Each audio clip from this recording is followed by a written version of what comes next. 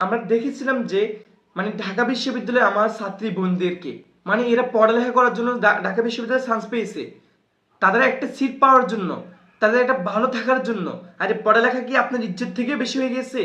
কিন্তু আপনি পড়ালেখা করতে হবে, সেরকম একটা ক্যান্ডিডেট এবং একটা প্যানেলকে আপনাকে বেছে নিতে হবে এই নির্বাচনে। না হলে সাদ্দাম হোসেনদের মতো লোকদের এবং তাদের অধীনে থাকা লোকরা ধর্ষণের সেঞ্চুরি করে তারা সেলিব্রেশন করেছেন, ওপেনে করেছেন, সেটা তারা প্রতিটা আমার বোনদের ইজ্জতের উপর আঘাত আনত। এবং ছাত্রলীগের নেতা কর্মীরা তাদের বড় বড় পর্যায়ের লিডারকে এই নারী সাপ্লাই দিতেন, এই ছাত্রীদেরকে সাপ্লাই দিতেন।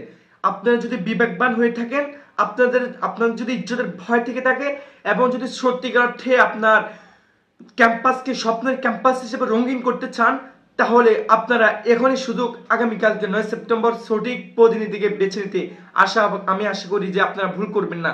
কারণ যদি ভুল করেন তাহলে সাদ্দাম হোসেনদের মতো লোকেরা আপনার আবার নারী পাচার করবে, ছাত্রী পাচার করবে। তারা বড় বড় নেতা কর্মীদের রাতের সেবার বা ভোগের পণ্য হিসেবে আমার ঢাকা বিশ্ববিদ্যালয়ের মেধাবী ভাই বোনদেরকে ব্যবহার করবেন, বিশেষ করে বোনদেরকে ব্যবহার করবেন, কারণ তাদের টার্গেট হচ্ছে সেগুলাই। আশাবাদী এখানে কোনো রকমের কোনো ভুল করা যাবে না। যদি ভুল করেন তাহলে অনেক রকমের একটা বড় কালো অধ্যায় আবার রচিত হবে, যা গণঅভ্যুত্থানের সাথে গাদ্দারি হবে, যা ইতিহাসের আরো অন্যতম একটা বড় ভুল ডিসিশন হবে যদি কালকে আপনারা কোনো ভুল প্রতিনিধিকে বেছে নেন। যারাই ভুল প্রতিনিধিকে ভোট দিবেন তারা জয় হোক না হোক, আপনার একটা ভুলে আপনাকে শায়েস্তা করবে, আপনার একটা ভুল ডিসিশনে আপনাকে পুরে পুরে খাবে, এটা মনে রাখবেন।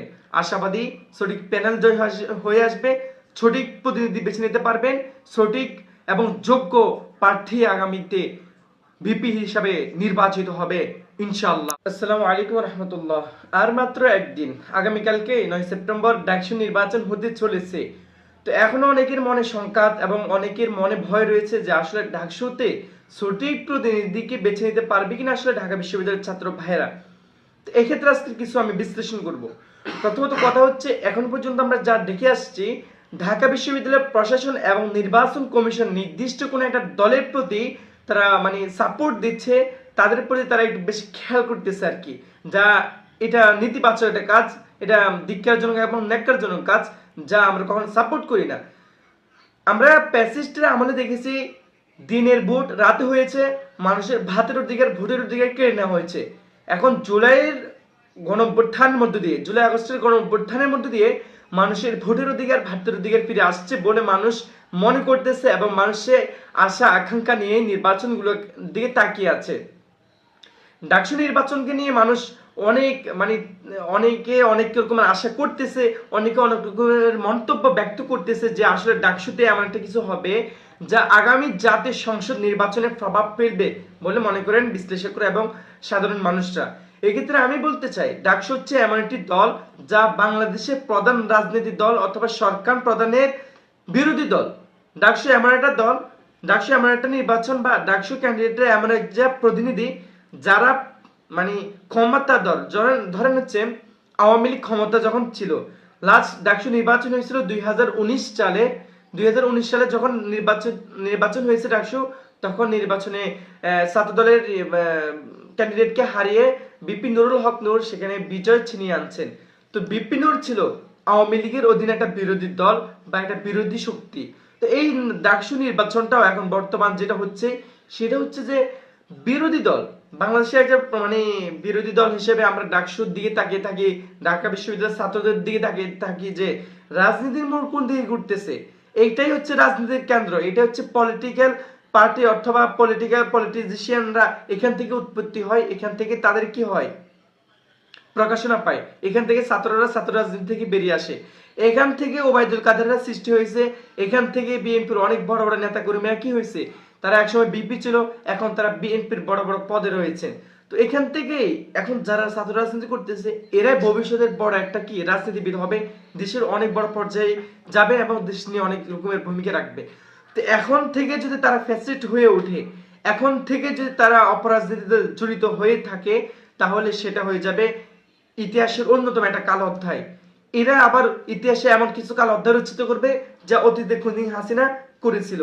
এবং কি আমরা দেখেছিলাম যে ঢাকা বিশ্ববিদ্যালয়ে আমার ছাত্রী বোনদেরকে মানে এরা পড়ালেখা করার জন্য ঢাকা বিশ্ববিদ্যালয়ে চান্স পেয়েছে, তাদের একটা সিট পাওয়ার জন্য, তাদের একটা ভালো থাকার জন্য। আরে পড়ালেখা কি আপনার ইজ্জত থেকে বেশি হয়ে গেছে? কিন্তু আপনি পড়ালেখা করতে হবে, সেরকম একটা ক্যান্ডিডেট এবং একটা প্যানেলকে আপনাকে বেছে নিতে হবে এই নির্বাচনে।